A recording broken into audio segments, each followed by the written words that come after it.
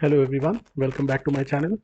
एक new video आज आपके लिए लेके आया हूँ। एक न्यू सीरीज शुरू करने लगा हूँ आज लर्निंग वीडियोस की। और सबसे पहली वीडियो जो मैं लेके आ रहा हूँ वो आज लेके आ रहा हूँ ब्रेकआउट और ब्रेक डाउन ट्रेडिंग के ऊपर।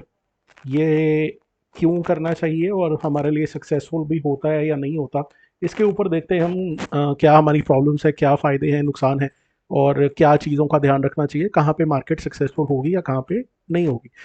तो इसको हम देखते हैं। मार्केट में बहुत सारे लोग बोलते हैं कि रिवर्सल ट्रेडिंग ही बहुत अच्छी है, ब्रेकआउट ट्रेडिंग हमेशा फेल होती है। ऐसा कुछ भी नहीं है। जैसे रिवर्सल ट्रेडिंग हर जगह पे काम नहीं करती, सिमिलरली ब्रेकआउट ट्रेडिंग हर जगह काम नहीं करती। ब्रेकआउट्स भी फेल होते हैं, रिवर्सल्स भी फेल होते हैं। दोनों को कहाँ लगाना है और कैसे लगाना है, हमको उस चीज़ का ध्यान रखना चाहिए। और इसीलिए हम आज ये वीडियो बना रहे हैं ताकि हम उन कंडीशंस को नोट डाउन कर सकें जहाँ पे हमारे सक्सेसफुल होने के चांसेस बढ़ जाते हैं। देखिए, market is all about probabilities. Probability के ऊपर मार्केट चलता है। अगर मार्केट हमारे हिसाब से चला तो हम अच्छे पॉइंट्स बुक करने की कोशिश करेंगे, नहीं चलेगा तो हम स्टॉप लॉस लेके बाहर आ जाएंगे, और इसी हिसाब से हम मार्केट में काम करते हैं। और उसी के हिसाब से ही हमको ये देखना है, बट हमको ये देखना है कि कहाँ हमारे सक्सेसफुल होने के चांसेस बढ़ जाते हैं। ठीक है जी। तो हम क्यों करें इसको, रिस्क क्या है फेलियर का। हमारे ब्रेकआउट या ब्रेकडाउन फेलियर होने का रिस्क बहुत ज़्यादा होता है। रिवॉर्ड आपको यहाँ बहुत अच्छा मिलता है क्योंकि आप एक ट्रेंड कैप्चर कर पाते हो। रिवॉर्ड बहुत अच्छा रहता है। हमको देखो, ये तो पता है मार्केट साइडवेज रहता है। यहाँ देख लीजिए, अगर मैं यहाँ पे एक थोड़ा बॉक्स पैटर्न टाइप सा क्रिएट करूँ या मैं इसको करूँ कि ये साइडवेज हो गया है मार्केट यहाँ पे, तो उसके बाद मार्केट ने जब हमारे को एक साइड का मूव देना शुरू करा तो देखिए कितना बड़ा मूव हमारे को इसने उठा के दिया। यहाँ पे हम अगर अपनी शुरुआती 5 मिनट की कैंडल को देखें, अगर इसने जैसे नीचे की तरफ या यहाँ कुछ पॉइंट्स दिए होंगे, जिसने ऊपर की तरफ को प्ले किया, तो यहाँ देखिए कितना बड़ा रिवॉर्ड उसको देखने को मिल रहा है। तो यार रिवॉर्ड अच्छा मिलता है क्योंकि आप एक ट्रेंड को प्ले कर पाते हो और आपको माइंड क्लियर हो जाता है कि मार्केट अब ऊपर जाएगी या नीचे जाएगी। इसीलिए काफ़ी सारे लोग ब्रेकआउट या ब्रेकडाउन ट्रेडिंग के ऊपर काम करते हैं। अब हम थोड़ा सा इसको देखते हैं कि क्या प्रॉब्लम इसमें आती है। जो नंबर वन प्रॉब्लम इसमें आती है वो आती है आपकी प्रीमियम मूवमेंट की वजह से। ठीक है जी। प्रीमियम की मूवमेंट की वजह से अगर कोई पर्सन एग्जाम्पल के तौर पे इस पर्टिकुलर उसने लेवल को मार्क कर दिया और वो इसके ब्रेकआउट या ब्रेकडाउन की वेट कर रहा है, मार्केट ने हल्का सा नीचे की तरफ ब्रेकआउट दिया, ब्रेकडाउन दिया, यहाँ पे डेफिनेटली प्रीमियम्स स्पाइक करेंगे। राइट, आपके प्रीमियम स्पाइक करेंगे, बहुत अच्छे से मूव करेंगे। और उन स्पाइक में हमने एंट्री कर ली, हमारे ट्रिगर हो गया प्राइस। तो फॉर एग्जांपल यहाँ कहीं पे अगर वो लेवल पे प्राइस चल रहा था 170, जैसे ही मार्केट नीचे आएगी हमारे पुट का प्राइस हो जाएगा 190। हमने फटाफट से वहाँ पे एंट्री कर ली। उसके बाद मार्केट ज़रा सा भी स्लो होता है, मोमेंटम लूज करता है या वापस रिवर्स कर सकता है, ये 190 के प्राइस एकदम से 160 150 या उससे भी कम हो सकता है, कम हो जाए डिपेंडिंग ऑन द डे। और हम डर जाएंगे हमारी पोजीशन के हिसाब से और हम स्टॉप लॉस लेके बाहर निकलेंगे। थोड़ी देर बाद देखेंगे मार्केट फिर वहीं पे पहुंच चुका है। राइट। इसका कारण सिंपल, हमारे ऑप्शन चेन में हम ये चीज़ देखते हैं डेल्टा। मैं नीचे आगे थोड़ा सा आपको दिखाता हूँ जिस वजह से हमारा ये मूवमेंट होती है। यूजुअली लोगों को हम यही बोलते हैं और एवरीवन नोज, जो भी थोड़ा सा जिसने हल्का सा भी एक्सपीरियंस है जिनको, तो उनको सबको पता है कि हमको एटीएम में ही ट्रेड करना होता है, एट द मनी ऑप्शन में ही ट्रेड करना होता है। एक्सपीरियंस लोग, कुछ लोग आईटीएम में भी, इन द मनी में भी ट्रेड करते हैं। ओटीएम को हम अवॉइड करते हैं टोटली। उसका रीज़न यहाँ दिखेगा आपको। यहाँ देखिए डेल्टा में 48.92 ये हमारा चल रहा है। इसका मतलब है कि अगर आपका स्पॉट 100 पॉइंट्स मूव करेगा तो मेरे प्रीमियम 48 से लेके 49 रुपीज़ मूव करेंगे। समझे? ये एग्जैक्टली 48 49 मूव नहीं करते, इसके आसपास मूवमेंट हमको आएगी। अगर किसी पर्सन ने इस डेल्टा को उठाया या इस डेल्टा को उठाया, इसका मतलब 100 पॉइंट्स मूव करने पे उसका प्रीमियम 71 रुपीज़ तक मूव कर सकता है। फर्क देख लीजिए आप खुद ही। अगर मैं आउट ऑफ द मनी उठाता हूँ यहाँ पे, तो इसका मतलब मेरे प्राइस के मूव करने पे, मेरे 100 पॉइंट्स मूव करने पे मेरे को सिर्फ यहाँ पे 31 रुपीज़ की मूवमेंट मिलेगी। इसी वजह से हमको बोला जाता है। अब लोग क्या करते हैं कि इसको मैं एक बार डिलीट करके आपको दिखाता हूँ। लोग क्या करते हैं, फटाफट से वो सस्ते प्रीमियम को उठा लेते हैं, पर हम सस्ते प्रीमियम को इसीलिए अवॉइड करते हैं क्योंकि उसका डेल्टा कम होता है। आप कम क्वांटिटी उठा लीजिए, लेकिन कम से कम इन द मनी या एटीएम में ही ट्रेड करिए। आप होगा क्या, जैसे ही आपका ब्रेकआउट या ब्रेकडाउन होगा, आपका डेल्टा शिफ्ट हो जाएगा। आप 44,800 से 44,900 की तरफ जैसे ही मूव करेंगे, आपका डेल्टा बढ़ जाएगा। पहले इसका डेल्टा 4892 था, अब 54 हो गया, फिर 60 हो जाएगा, फिर 66 हो जाएगा, और डेल्टा मूव करता जाएगा और बढ़ता जाएगा, जिसकी वजह से प्रीमियम में मूवमेंट भी फास्ट आती जाएगी। अब हम उसी को यहाँ पे लगाते हैं। जैसे ही ब्रेकडाउन हुआ, डेल्टा बढ़ा, हमारे प्रीमियम स्पाइक हुए, हमने एंट्री कर ली, लेकिन जब वो वापस जाएगा तो डेल्टा कम हो जाएगा और उसकी वजह से प्रीमियम भी ड्रास्टिकली कम हो जाएंगे, जिसकी वजह से यहाँ पे हम जो आजकल वर्ड बहुत ज़्यादा पॉपुलर हुआ है, एसएल हंटिंग जिसको हम बोलते हैं, हमको लगता है कि एसएल हंट हो गया जी हमारा, कि हमने 190 पे एंट्री करा था, 30 पॉइंट्स का स्टॉप लॉस लगाया था, 160 पे हमारा स्टॉप लॉस ट्रिगर हो गया, बाद में मार्केट नीचे चलेगी, लेकिन मेन कारण उसका डेल्टा का ही है। ठीक है जी, तो ये हमारी प्रॉब्लम आती है ब्रेकडाउन या ब्रेकआउट ट्रेडिंग पे। अब हम थोड़ा सा देखते हैं कि हम किन चीज़ों का ध्यान रखें, कहाँ पे हम कहेंगे कि हमारा ब्रेकआउट या ब्रेकडाउन सक्सेसफुल है या नहीं है। तो हम वो कंडीशंस नोट डाउन करते हैं जहाँ पे हम सक्सेसफुल हो जाएं, कंडीशंस टू बी सक्सेसफुल अपने रिस्क को मैनेज करने के लिए। तो सबसे पहले तो आपको यही देख लेना है कि हमारा जो ब्रेकआउट है वो गैप के थ्रू हुआ है या इंट्राडे में हुआ है। अगर आपका ब्रेकआउट गैप के थ्रू हुआ है तो आप थोड़ा सा क्वांटिटी लो रखिए, इसके सक्सेसफुल होने के चांसेस कम है, low success. Reason simple psychology, market जब भी ऊपर एकदम से ब्रेकआउट देता है, अगले दिन सुबह गैप अप खुला, जिन्होंने भी यहाँ पोजीशन होल्ड करी होगी वो एक बार हल्का फुल्का प्रॉफिट जरूर बुक करेंगे, और आप इस कैंडल में देखो हल्का सा मूवमेंट नीचे की तरफ ही आया है। तो इसलिए जब भी गैप के थ्रू मेरा ब्रेकआउट या ब्रेकडाउन होता है तो मैं थोड़ा सा कॉशियस हो जाऊंगा, क्वांटिटी कम कर लूंगा और लो सक्सेसफुल रेट ही मान के इसको चलूंगा। राइट। अब सेकंड काम, अगर इंट्राडे के अंदर मेरा ब्रेकआउट होता है तो हम फिर उनमें किन चीज़ों का ध्यान रखेंगे। मैं उनमें 3 चीज़ों का ध्यान रखता हूँ। सबसे पहला तो टाइम ऑफ द डे, किस समय ब्रेकआउट हो रहा है। सेकंड, कितने पॉइंट्स हमारे मार्केट कवर कर चुकी है उस ब्रेकआउट को करने से पहले। और थर्ड, ओवरऑल ट्रेंड क्या है मार्केट का डेली। इन पॉइंट्स को आप नोट करके रख लीजिए, आपके काम आएगा ये काफ़ी ज़्यादा। इनको ऐसे देखते रहेंगे तो ये याद नहीं होने वाले, मैंने काफ़ी एक्सपीरियंस से सीखा है इसको। इसको याद कर, इसको लिख लीजिए आप। तो time, points covered, overall trend, फटाफट से इनको हम अलग अलग देखते हैं। सबसे पहला ओवरऑल, पहले तो हम देखेंगे time of the day. Market में एक कहावत है बहुत अच्छी, मार्केट ओपन करते हैं रिटेलर्स या कह लीजिए आपके एमेच्योर्स, और क्लोज करी जाती है प्रोफेशनल्स के द्वारा। ऐसी मार्केट में कहावत है। ठीक है जी, तो इसका मतलब सुबह के टाइम जो काम होता है या जितना भी मतलब क्या होता है वो थोड़े एमेच्योर्स बंदे होते हैं, और जैसे जैसे आप प्रोफेशनल ट्रेडर्स को देखेंगे वो लेट मार्केट में ही कूदेंगे, और उसका सिंपल कारण यही है कि वो ओवरऑल मार्केट को जज करना चाहते हैं। आपको ये तो पता ही है कि प्रोफेशनल हैं तो उनके पास कैपिटल भी बड़ी होगी और उनको मार्केट की समझ होनी चाहिए।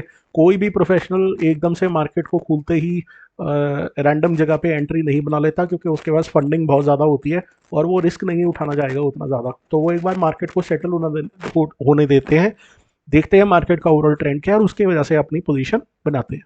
ठीक है जी, तो टाइम ऑफ द डे, सबसे पहले हमने बात करी टाइम ऑफ द डे।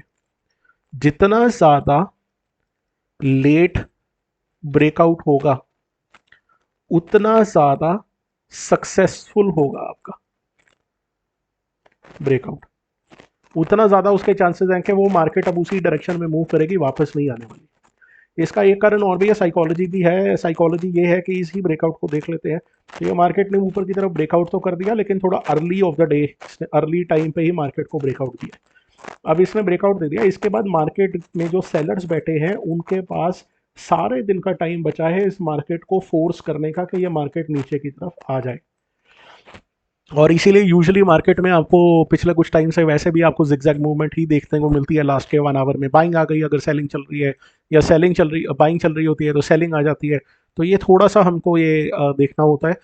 उसका कारण सिंपल यही है, जब सारा दिन मार्केट एक ट्रेंड पकड़ रही है तो यहाँ पे मार्केट के जो सेलर्स हैं उनको टाइम मिलता है और वो मार्केट को नीचे ला सकते हैं। ठीक है, जितना ज़्यादा लेट होगा उतना ही ज़्यादा सक्सेसफुल होने के चांसेस उसके बेटर होंगे। अर्ली ब्रेकआउट पे मैं ट्रस्ट कम करूंगा, क्वांटिटी कम रखूंगा। लेट ब्रेकआउट पे मैं क्वांटिटी फुल प्ले कर सकता हूँ। सेकंड पॉइंट, मार्केट कितने पॉइंट्स ट्रैवल कर चुका है ब्रेकआउट करने से पहले। यहाँ पे अगर आप देखिए मार्केट 44,500 से चल रहा है, 45,000 तक मार्केट पहुंच गया है। हम यहाँ पे मेजर ब्रेकआउट का लेवल ही कह रहे थे इसको, और हमने इससे पहले अपनी वीडियोस में भी बात करी है। 44,500 के बाद 44,800 या हमारा जो भी डे हाई बनता है उसके बाद 45,000। क्या हमें नहीं लगता कि यहाँ से 500 पॉइंट्स ट्रैवल करने के बाद मार्केट अभी थोड़ा सा रुकेगी यहाँ पे, या यहाँ पे थोड़ा सा टाइम स्पेंड करना चाहिए मार्केट को। देखिए, जब भी कोई मेजर लेवल आएगा या जब भी कोई मेजर हर्डल आएगा, मार्केट हमेशा उसके पास टाइम स्पेंड करनी ही चाहिए। Market should spend time. अगर मार्केट ने अपने मेजर लेवल के पास आके टाइम स्पेंड नहीं किया, इसका मतलब मार्केट के उस ब्रेकआउट या ब्रेकडाउन के फेल होने के चांसेस ज़्यादा हैं, वो सक्सेसफुल नहीं होगा। राइट, मार्केट ऑलरेडी थका हुआ है, इतने पॉइंट्स ट्रैवल कर चुका है, यहाँ पे आके थोड़ी सी प्रॉफिट बुकिंग भी होनी है। अब आप खुद ही देख लीजिए, यहाँ पे मैं आपको ट्रेड दिखाता हूँ कैसे हो सकता था। जिसने भी यहाँ कहीं पे ब्रेकआउट पे ट्रेड लिया होगा, किसने नहीं लिया होगा, वो डर रहा होगा, सोच रहा होगा मार्केट तो बेरिश है। ठीक है, हल्का सा मार्केट ऊपर गया, थोड़ी सी नेगेटिव कैंडल बनी, उसको लगा होगा कि मार्केट यहाँ से शॉर्ट करने की अपॉर्चुनिटी है, लेकिन मार्केट अगली ही कैंडल में वापस ऊपर भाग जाता है। अब वो लोगों को हो जाता है फोमो, यहाँ पे इसके बाद वो एंट्री बनाते हैं, और उसके बाद देख लीजिए मार्केट ने क्या किया। बहुत ही ज़्यादा टाइम स्पेंड किया, छोटे मोटे पॉइंट्स उनको दिए, और एंड में जाके वापस मार्केट नीचे की तरफ ही आ गया। ठीक है, तो ब्रेकआउट के फेलियर होने के चांसेस यहाँ पे थोड़े ज़्यादा थे, क्योंकि यहाँ पे एक तो अर्ली इन द डे था, और हम देख भी रहे हैं कि मार्केट इतने सारे पॉइंट्स ट्रैवल कर चुका है, तो इस लेवल को सस्टेन करने के चांसेस कम थे। एक ही पॉइंट पे ये सस्टेन हो सकता था अगर मार्केट यहाँ पे बहुत ज़्यादा टाइम स्पेंड करता, क्योंकि ऑलरेडी 500 पॉइंट्स वो ट्रैवल कर चुका है। तो इस चीज़ का थोड़ा ध्यान रखेंगे। अगर मार्केट अपने लेवल, यहाँ देखिए आप, अब मार्केट ने इस लेवल को ब्रेक डाउन करने से पहले यहाँ कितनी देर स्पेंड करी है। ऑलमोस्ट यहाँ पे 10 o'clock या 10:15 का टाइम था, मिड आफ्टरनून या ए 1.5 आवर 90 मिनट्स प्लस इसने यहाँ स्पेंड करे, और उसके बाद जाके कहीं ब्रेक डाउन दिया है। और उससे पहले इसने बहुत ज़्यादा पॉइंट्स भी ट्रैवल नहीं किए थे, सिर्फ 100-200 पॉइंट्स ही थे। कंपैरेटिवली यहाँ देखो, 500 पॉइंट्स ट्रैवल किए, टाइम भी इतना ज़्यादा स्पेंड नहीं किया, आ गई मार्केट वापस नीचे, रिवर्सल हो गया। तो इस चीज़ का थोड़ा सा ध्यान रखिए। अब ये बहुत सक्सेसफुल है। मैं किस पॉइंट को कंसिडर करता हूँ, बैंक निफ्टी में अगर 200 से 300 पॉइंट्स मार्केट ट्रैवल कर जाए तो मैं थोड़ा सा कॉशियस हो जाता हूँ कि अब ये ब्रेकआउट सस्टेन नहीं करेगा। और निफ्टी के अंदर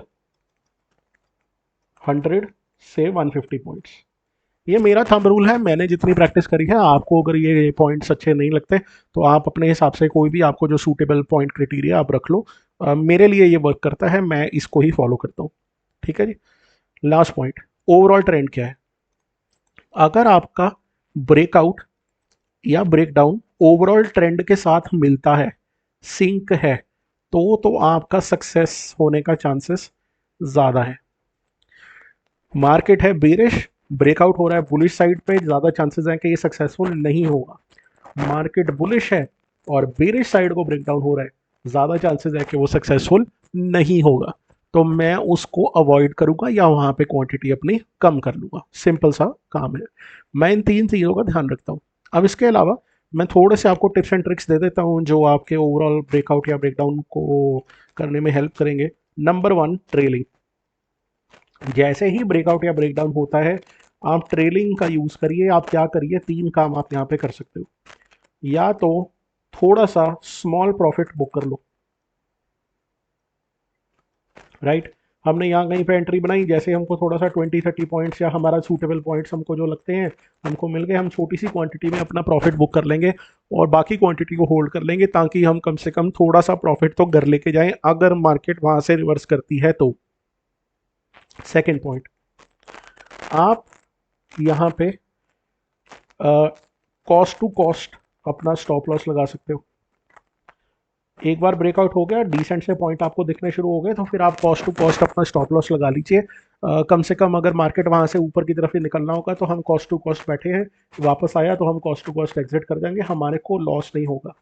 और थर्ड काम, आप अगर आपको लगता है ये भी नहीं तो आप एक काम और कर सकते हो, स्टॉप लॉस को थोड़ा सा छोटा कर दो। अगर आपने इनिशियल स्टॉप लॉस छोटा था, सोचा था 30 या 40 पॉइंट्स का, ब्रेकआउट हो गया, आपको थोड़े से पॉइंट्स दिख रहे हैं, आप 30-40 पॉइंट्स की जगह आप 10 पॉइंट्स का स्टॉप लॉस रख लो, 15 पॉइंट्स का स्टॉप लॉस रख लो। एग्जाम्पल बता रहा हूँ आपको, आप अपने स्टॉप लॉस को कम कर लीजिए, ताकि अब अगर मार्केट आपको एक बार प्रॉफिट दिखा चुकी है, डिसेंट पॉइंट्स दिखा चुकी है, अगर आप उसको होल्ड करना चाहते हो, अगर वहां से रिवर्स करती भी है तो कम से कम मेरे को यहाँ पे अपना पूरा स्टॉप लॉस ना लेना पड़े, मैं छोटे से स्टॉप लॉस में ही एग्जिट कर जाऊँ, अदरवाइज मैं होल्ड तो करके बैठा ही हूँ उस पर्टिकुलर ट्रेड में। ठीक है, तो एक आप काम ये कर सकते हो। सेकंड जो टिप है वो ये है, क्वांटिटी को हाई या लो कर सकते हो डिपेंडिंग ऑन योर कंफर्ट। और थर्ड टिप जो इम्पोर्टेंट है, मैं री एंट्री बताता हूँ आपको। मान लीजिए आपने कहीं पे ब्रेकआउट पे या यहाँ पे, जैसे यहीं देख लेता हूँ मैं, यहाँ पे ये ब्रेकडाउन हुआ, मैंने यहाँ पे एंट्री बना ली 100 क्वांटिटी में, मार्केट उसके बाद ऊपर जाता है, सपोजिटली आपका स्टॉप लॉस आपने कहीं पे लगाया हुआ था, आपका स्टॉप लॉस हिट हो गया, राइट।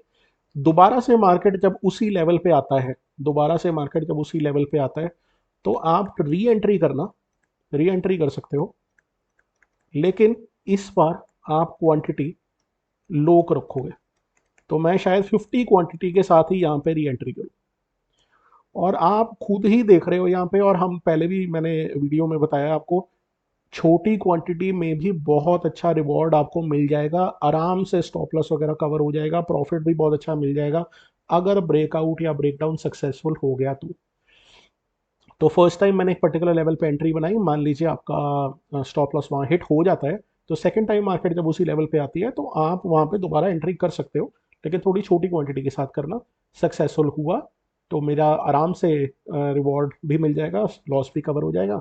और अगर वहाँ से दोबारा से ब्रेकडाउन फेलियर होता है, डबल बॉटम बना दिया या डबल टॉप बना दिया, तो मेरे को क्लियर हो जाएगा कि फर्स्ट टाइम 100 में स्टॉप लॉस लिया था, सेकंड टाइम थोड़ा स्टॉप लॉस मेरा और भी छोटा हुआ, तो कोई बात नहीं, मेन रिस्क मैनेज यहाँ पे मैंने अपना करके चल दिया, राइट।